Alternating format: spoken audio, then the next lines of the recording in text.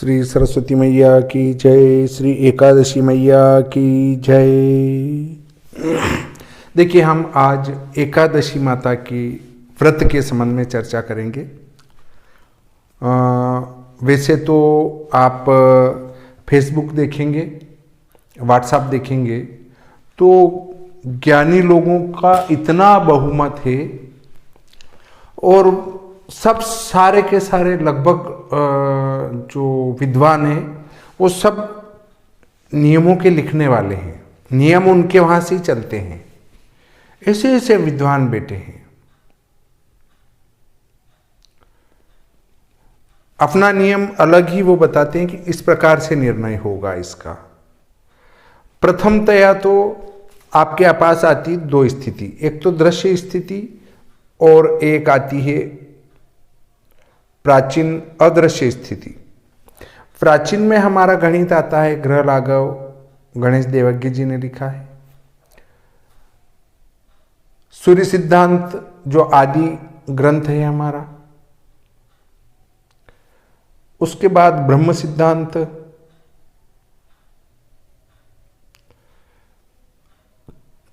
आदि ग्रंथों से साधित तिथि हैं। जैसे ब्रह्म सिद्धांत हुआ, सूर्य सिद्धांत हुआ, ग्रह लाघव हुआ, मकरंद सारणी हुई। इन सबसे जो तिथिमान आएगा वो अलग आएगा और दृश्य से जो तिथिमान आएगा वो अलग आएगा। अगर आप कहते हैं कि मैं साहब दृश्य को नहीं मानता, तो फिर आप ग्रह लाघव को मानते हैं या सूर्य सिद्धांत को मानते हैं, तो आपकी जो देव उठनी एकादशी है वो 15 तारीख को होगी, सोमवार को। हाँ, परंतु यदि आप दृश्य पद्धति को मानते हैं, हमारे दृश्य पद्धति वाले पंचांगों को मानते हैं और आप चाहते हैं कि नहीं, मुझे शुद्ध को ही मनाना चाहिए, अशुद्ध को नहीं मनाना चाहिए, तब ऐसी स्थिति में आपको हमारे पंचांगों को मानना पड़ेगा। आप अगर आकाशस्थ स्थिति को देखकर कोई व्रत पर्व मनाना चाहते हैं तो उसके लिए आपको हमारे दृश्य पद्धति के श्री भादव माता पंचांग को अपनाना पड़ेगा। श्री भादव माता पंचांग निमच के अक्षांश रेखांश के आधार पर निर्मित होता है और दृश्य गणित के द्वारा बनाया जाता है। तो इस दृश्य गणित के पंचांग में आप व्रत कब करेंगे? अगर हाँ, आप केवल और केवल ग्रह लाघव, मकरंद, सूर्य सिद्धांत या आप ब्रह्म सिद्धांत को मानते हैं तो उसमें आपके पूरे भारत में एकादशी का व्रत सोमवार को होगा। हाँ, परंतु आप शुद्ध गणित को मानते हैं, दृश्य गणित को मानते हैं, तो उसका निर्णय इस प्रकार से है कि वो एकादशी 30:38 पर समाप्त होगी। कब? 14/11/2021 की रात्रि 30:38 लिखेंगे तो, और यदि 6:38 लिखेंगे, 30 का अर्थ है रात की 24 बजे बाद, रात को 12 बजे 24, 1 बजे 25, 2 26, 3 27, 4 28, 5 29 और 6 को 30 लिखेंगे, 6 38। तो ये होगा 15/11/2021 को सुबह, 15/11/21 की सुबह 6:38 पर आपकी एकादशी समाप्त होगी, 15/11/21 को सुबह और 14/11/21 की रात। चूंकि हम सनातन धर्म के मानने वाले हैं और हमारी तिथि सूर्योदय से सूर्योदय मानी जाती है, अर्थात कोई भी वार बदलता है वो सूर्योदय से बदलता है, तो हम यहाँ जो तारीख बदल रहे हैं वो सूर्योदय से बदल रहे हैं। परंतु आपको समझाने की दृष्टि से 6:38 लिखा है, परंतु जो सूर्योदय होने वाला है 14 नवंबर को, 14 नवंबर की बजाय 15 नवंबर को, 15 नवंबर को जो सूर्योदय होगा वो 6:50 पर होगा। सूर्य उदय 6:50। कब? 15/11/2021 को, अर्थात 15 तारीख को जब सूर्योदय होगा उसके 12 मिनट पहले ही 6:38 पर ही एकादशी समाप्त हो जाएगी, अर्थात 14 तारीख की रात में ही एकादशी समाप्त हो जाएगी। अब हमारे एक भाई साहब ने लिखा है कि अरुणोदय में अगर आपकी दशमी रहती है तो वहां पर एकादशी का व्रत दूसरे दिन करना चाहिए। आपको यह समझा दूं कि वो व्रत का निर्णय 56 घटी वेद वो वैष्णवों को देखा जाता है, और वैष्णव पुष्टि मार्गी हैं। पुष्टि मार्गी का अर्थ है कि वो परंपरा बाद में चली है, वैष्णव गुरु के जन्म के बाद। क्योंकि जब वैष्णव गुरुओं ने ये देखा कि ये तिथि का निर्णय हमारे समझ से परे है, तो उनने अपना एक अलग सिद्धांत प्रतिपादित किया। उनने कहा कुछ नहीं, सबको उदय व्यापिनी ले लो।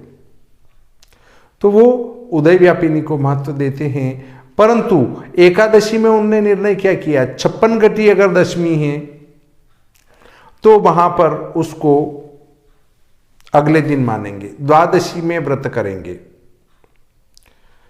और ये जो वैष्णव पंथ वाले 1-2 पंचांग करता भी है और कुछ ब्राह्मण भी अपने आप को वैष्णव पंथी मानते हैं, वे बहुत गलत है। क्योंकि ब्राह्मण सभी देवताओं की पूजा करता है तो वो वैष्णव नहीं हो सकता, परंतु वे पंचांग करता भी ये कहते हैं कि नहीं, एकादशी का व्रत 56 घटी का वेद देखकर ही आप पंचांग में लगाएं। मुझे भी सलाह दी गई थी। तो देखिए, एकादशी माना दशमी तिथि माना 56 घटी और 5 पल है। दूसरे दिन एकादशी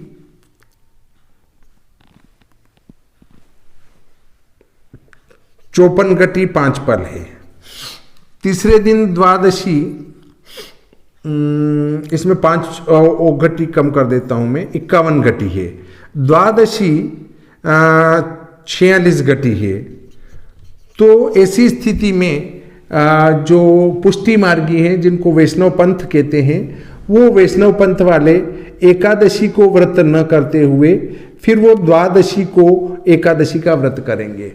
अब ये देखिए कि ये कहाँ का निर्णय हुआ कि आप एकादशी का व्रत द्वादशी में कर रहे हैं और उस लाइन के सामने लिख रहे हैं एकादशी व्रत। अब एक छोटे से बच्चे को उठाकर भी पूछ लो, बेटा एकादश कितने होते हैं, अगर वो संस्कृत पढ़ा हुआ तो वो कहेगा एकादश का अर्थ है 11। तो बेटा ये पंचांग में देखिए एकादशी का व्रत इस 12 के सामने लिखा, क्या सही है? वो भी कहेगा पूर्णतया गलत है, क्योंकि द्वादशी 12 के सामने तो द्वादश का व्रत होना चाहिए, 11 के सामने एकादश का व्रत होना चाहिए। पर किसको क्या समझाएं, कोई समझने के लिए तैयार नहीं है। जिसने पूंछ पकड़ ली किसी की और वो लात भी मारे तो कोई नहीं छोड़ेगा इस बात को। हमारे भारत में कुछ लोगों में यही विशेषता है कि जो जिस पंथ में चला गया। अब एक पंथ में ऐसा भी है कि हमारा प्रसाद खाने के लिए ब्रह्मा विष्णु महेश भी लाइन में लगे खड़े होते हैं। बोलो भाई, एक महिला कह रही है वीडियो में कि गुरुदेव आपका प्रसाद लेके मैं घर गई तो ब्रह्मा विष्णु महेश आ गए बच्चे बन के और बोले ये प्रसाद तो हमको दे दो। बोलो इनको कैसे समझा सकते हैं? कोई समझने वाले नहीं है, उनके वो प्रोग्रामिंग फिट हो जाता है, मशीन में फिट होता है वैसा। तो देखिए फिर क्या होगा कि आपकी एकादशी सूर्योदय से 12 मिनट पहले ही समाप्त हो रही है। तो एकादशी का व्रत हम 15 तारीख को कैसे करेंगे? दृश्य पंचांग जो सूक्ष्म एवं शुद्ध हैं उसके आधार पर आपको एकादशी का व्रत 14 नवंबर 2021 को ही करना है। 2022 को कदापि न करें। 2022 को मतलब कहने में गलत आ गया। देखिए 15/11/2021 को न करें। अब 15/11/21 को व्रत कौन करेगा? जिनके यहां एकादशी उदय व्यापिनी होगी। तो अब एकादशी 15/11/21 को कहां पर उदय व्यापिनी होगी उसको मैं समझाता हूं। देखिए ये जो बद्री विशाल क्षेत्र में यहाँ फूलों की घाटी है, यहां से हमारी एक लाइन चलती है जो ग्वालियर पर आती है और ग्वालियर से होती हुई सीधी नीचे अजंता दौलताबाद होती हुई इधर मुंबई के नीचे होके गोवा और मुंबई के बीच में होते हुए समुद्र में चली जाती है।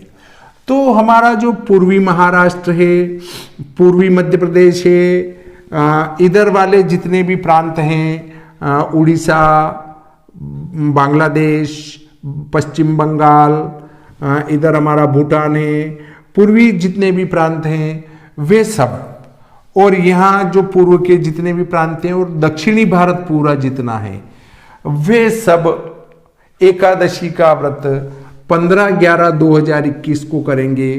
क्योंकि इन स्थानों पर जो सूर्योदय है वो 6:38 पर हो जाएगा इस लाइन पर, लगभग थोड़ा आगे पीछे। तो ये पट्टिका ऐसी बनती है कि इसके पास वाले, इधर वाले और इधर वाले 14 को भी कर सकते हैं, 15 को भी कर सकते हैं, क्योंकि स्पष्ट निर्णय किया जाना बहुत क्लिष्ट है। आप 6:38 को देख लें और निर्णय कर लें अपने नगर का, परंतु इससे इधर वाले जितने भी हैं यहाँ के उनको कोई निर्णय नहीं करना है। हमारे नीमच, मंदसौर, कोटा, बूंदी, झालावाड़, झालरापाटन, आगर, उधर देवास, इंदौर, उज्जैन, और इधर नीचे चलें तो हमारा रतलाम है, कोटा, वो बांसवाड़ा, प्रतापगढ़, और इधर उदयपुर, इधर तो पश्चिम में पूरा, मतलब बांसवाड़ा से पश्चिम उदयपुर, उदयपुर से पश्चिम नीमच वगैरह, कोटा, झालावाड़, झालरापाटन से पश्चिम, इन सब में नीमच, मंदसौर वगैरह, इन सब में 14 नवंबर 2021 को ही देवउठनी एकादशी मनाई जाएगी, मनाई जानी चाहिए, और इसका व्रत भी इसी दिन किया जाना चाहिए। हमारे पश्चिमी मध्य प्रदेश में किसी प्रकार का कोई शास्त्रार्थ उत्पन्न नहीं होता है। निडर होके न उस व्रत को उसी समय किया जा सकता है, किया जाना चाहिए। फिर भी किसी को कोई शंका आ जाए, भोपाल जरूर हमारा उधर चला जाएगा 15 तारीख में। बाकी ये वाला जम्मू कश्मीर हुआ, पंजाब हुआ, इधर दिल्ली है, उधर आपका पश्चिमी राजस्थान पूरा है, मध्य और पश्चिमी राजस्थान, अजमेर वगैरह आता है, ये सब। उधर ऊपर चलें तो हमारा जयपुर आ जाएगा, वो सारा जो है भाग 14/11 में पड़ता है। इधर हम बाड़मेर, बीकानेर वगैरह ले लें, वो सब कहाँ जाएंगे हमारे, यहीं हरियाणा वगैरह, ये सब 14/11/21 को देवउठनी एकादशी मनाने वाले प्रांत हैं, और इनमें 14/11 को ही देवउठनी एकादशी मनाई जानी चाहिए, वो शास्त्रोक्त और सही हैं। तो आप शायद इस प्रकरण से समझ चुके होंगे कि देवउठनी एकादशी हम किस दिन मनावें। आज का प्रकरण यहीं समाप्त करता हूँ। श्री सरस्वती मैया की जय, श्री एकादशी मैया की जय।